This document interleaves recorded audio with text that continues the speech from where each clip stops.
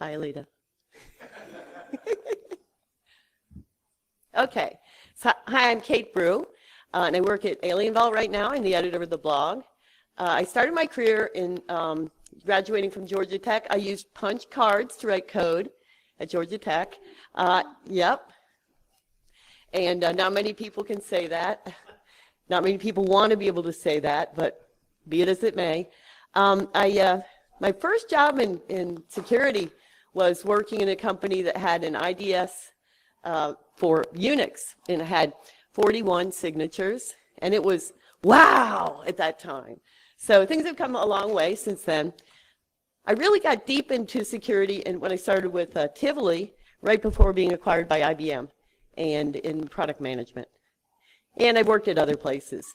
Currently at Alien Vault, which is an AT&T company.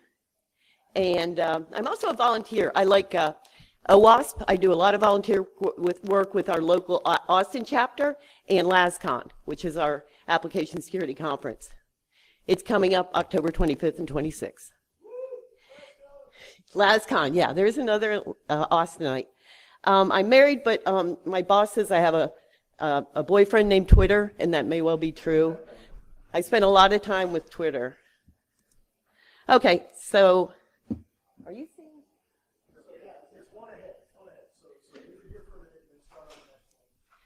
Are you seeing the next slide? Good. Oh, you don't want to see that. You want to see the next one. Okay, so a lot of people are like, how do I get started in information security? I hear that quite a bit. Blogging is one of the great ways to make yourself known and to contribute to the community at the same time. And in a lot of cases at Twitter, anybody seen at Twitter late night indecent exposure where people start picking fights with other people and getting really nasty? With a blog, you're going to consider it very carefully. And you're going to have a well thought out piece that you'd like to represent you, that you'd like to put on your resume. And actually, speaking of resumes, I'm very proud that we use a lot of guest bloggers at Alien Vault, and we work with some pretty young ones. And I got to be a reference for a guy when he went on a job interview, and he got down to the point where he needed references, and he got the job. So, because for the employer, it's proof that this person can do good work. They can read the blog, but they also have worked with a corporation. And you can always send a link to your mom. Make your mom proud. Okay, so actually Javad Malik helped me with a dry run, and he suggested Kate's 7 tips to good blogs, but I made it Mama Kate's because I use that nickname, and it's used on me on Twitter quite a bit. The big things are helpful information, things that you would like to read, not a bunch of drivel, not a bunch of fluff. Real research or how-tos or helpful tips, something you really care about, something that you're at least curious about. You don't have to start out as an expert, but you're going to end up as an expert by the time you write the blog. The guideline is 500 to 1,000 words, but I've put out blogs with 3,000 words that did great. So longer blogs, depending on the subject matter, can be entirely appropriate. Include pictures and videos. A couple of reasons for that. People prefer pictures and videos to a big, especially a chunk of text altogether without headings. But also Google spiders, which are the way that you get found on, when people search for you, is the crawling of the spiders. And they love pictures and videos. They count them much more critically than text. And I have more on optimizing your blog so that you are found. Especially if you have great content. It's always a shame to me when I see a great blog that's just made a few little errors that would be easily corrected. So I'm going to talk about how you can do that. Get peers to review your blog. Don't let people rewrite your blog. Don't let people Frankenstein your blog. People who are real good at English or something, don't have them do a peer review. Have somebody who understands the subject matter and can verify, yeah, this makes sense. This hangs together. You've explained this well. And then you can have one review with somebody who knows all their grammar and so forth. Do a little rewriting, but don't Frankenstein. Don't allow 8 people to review your blog and take it apart. What you want to write about is a topic that people are actually looking for on Google. The reason I keep talking about Google is you're like, Kate, why don't you just write a blog and put it on social and get a bunch of people to look at it? Because next year, next month even, that blog's gone, unless it gets traction on Google, unless it gets organic traction. So I call it, my job where I run the blog, it's the gift that keeps giving.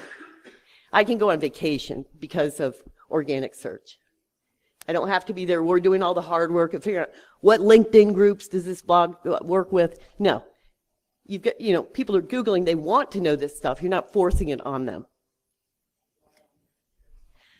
Speaking of Google spiders, how do you get the attention of the Google spider?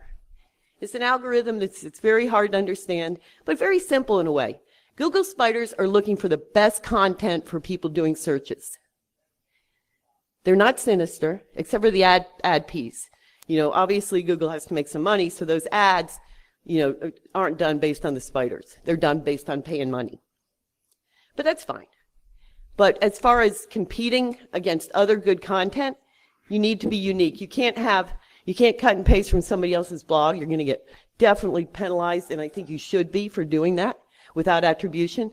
It's got to be unique. A unique finding. If you have malware research, you're going to get links to that blog all over the place. That blog's going to do great. Something some people want to share. That's the kind of content you need to be writing. It's helpful and relevant. Okay? And I hear all the time, bloggers will say, what should I write about? And first of all, that's a warning flag to me. If you don't have passion as a blogger, wanting to write about InfoSec, don't write a blog because it's probably going to be boring. So anyway, I did try to help these people out, for guidance.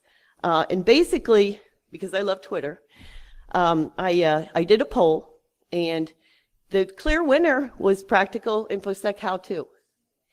And you don't have to be, a data scientist to write those kind of blogs.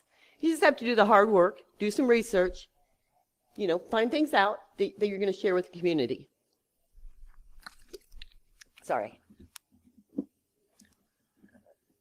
Tricky concepts explained. They're also interesting. Don't take that number on thought leadership as precise, because I have a lot of people direct message or respond to this saying, I like thought leadership, but between those choices, I like all the InfoSec blogs, and I read thought leadership all the time, and people do. But it's just like, what are you looking for? What would be really enticing? And what jumps out is practical how-to. All right, so the next question is, I got my blog up. How am I going to get people to it? How am I going to get people who I know will share my passion for this topic? How do they find me? Well, obviously Google, or search engine, I should genericize.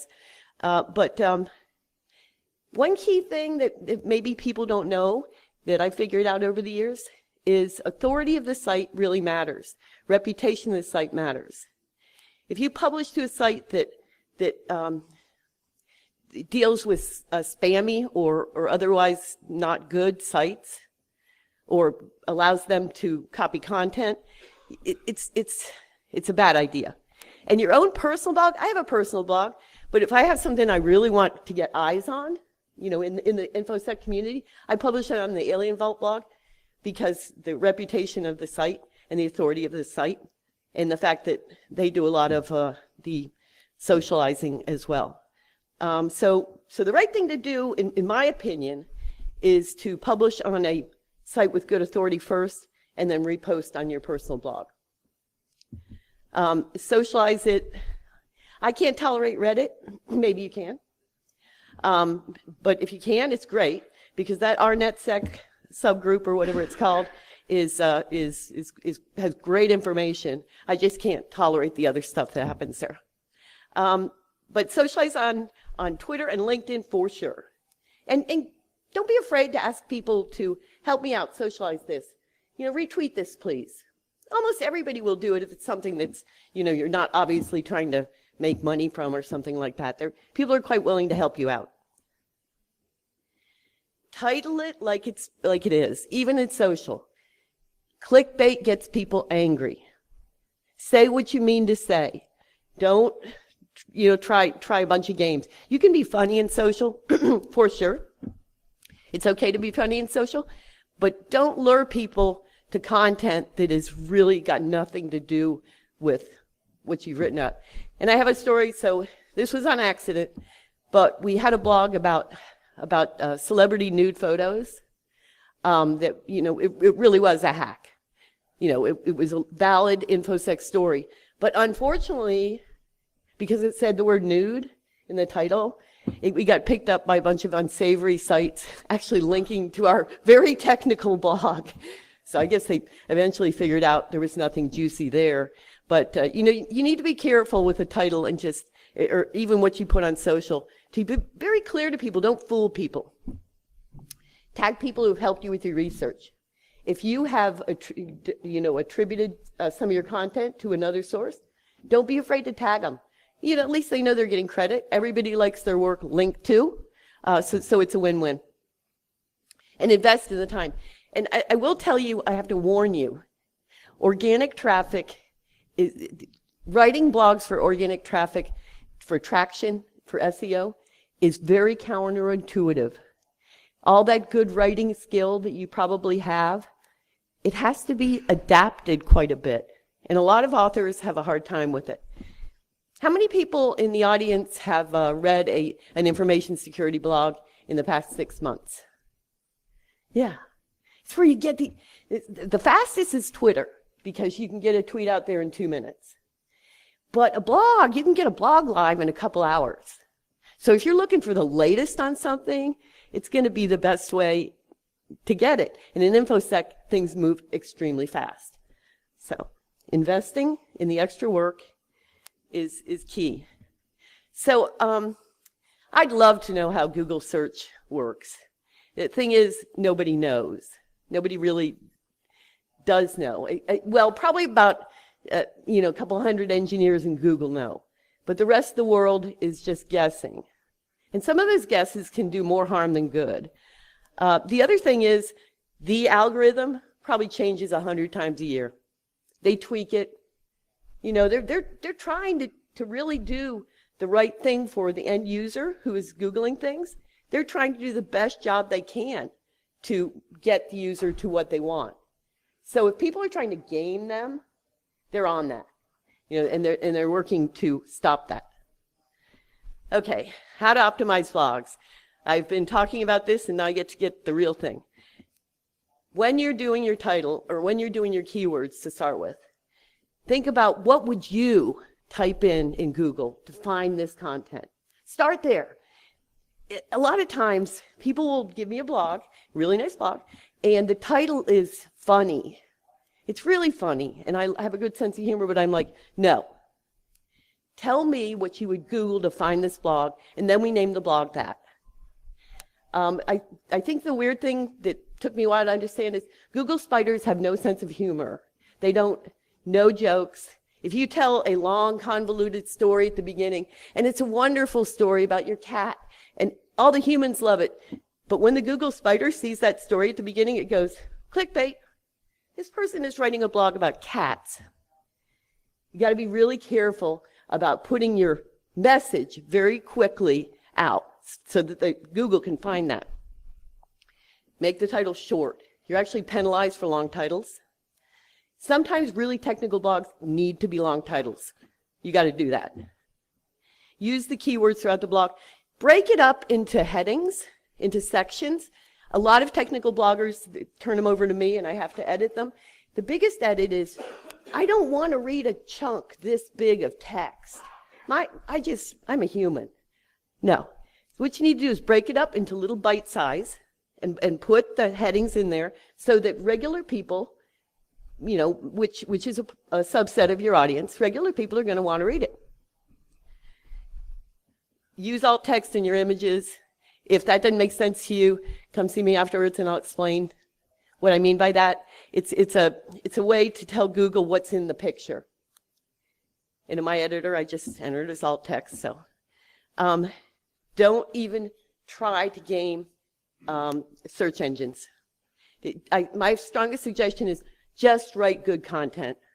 Just provide the kind of content you would want to read, and you'll get the organic traction, kind of without trying. Metrics. So the metrics that I have in my job as a corporate blog editor is number of visits, where they come from, number of blog subscribers, number of views to each individual blog post. And I usually give this feedback to our guest bloggers, you know, to tell them, oh, this blog of yours is doing better than this blog, and here's why. It could be. If they have the misfortune of the blog happening at a particular time where they don't get a lot of traction, there's a whole lot of other things going on, you know, I'll tell them, hey, we might need to work on the timing of when we release the blog.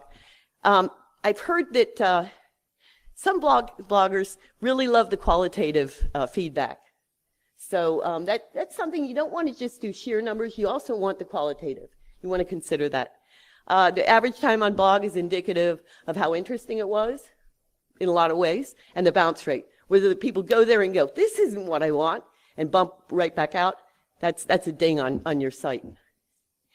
Unless you were Brian Krebs, I don't see him out there. My advice from years of this is don't let people comment. What you can do is get your feedback on social.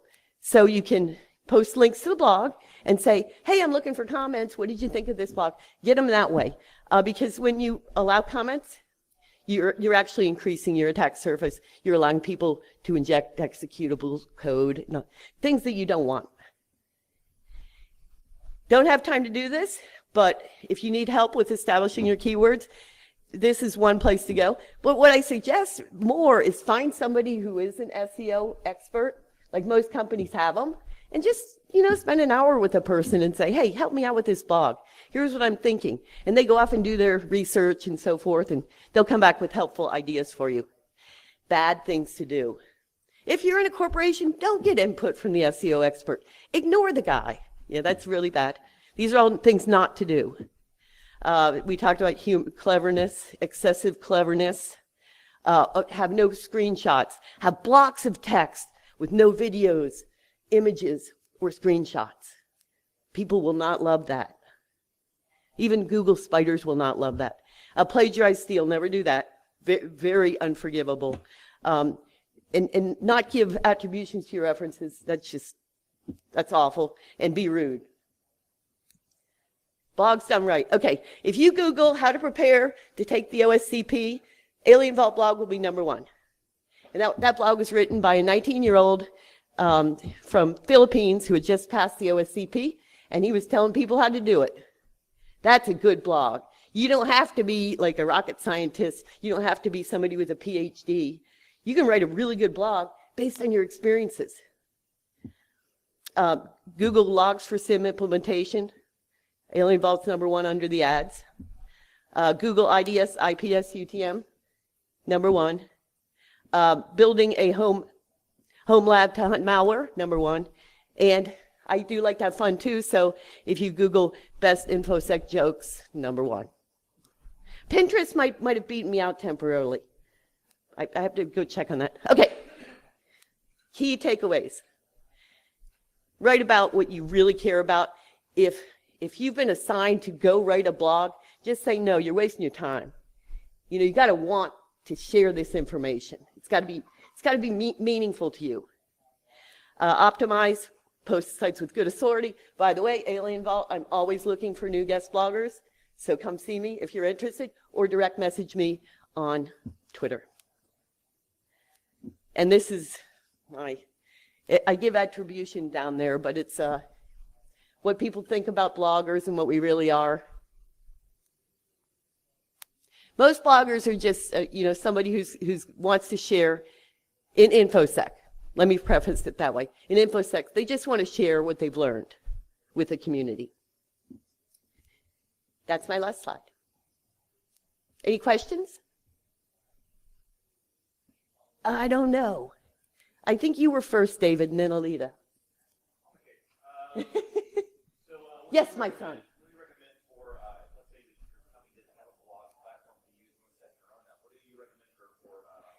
Easy? The easiest is Blogspot.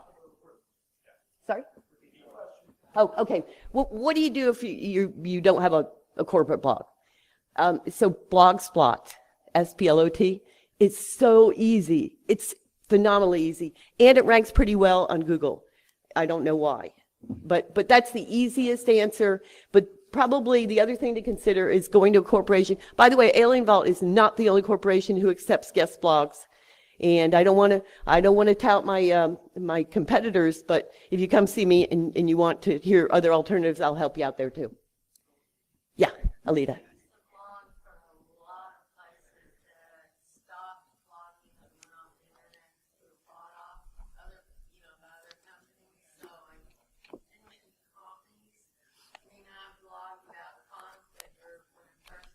Yep. Yeah.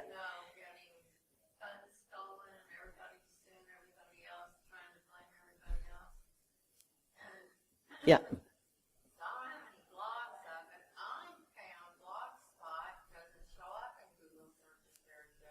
Yeah.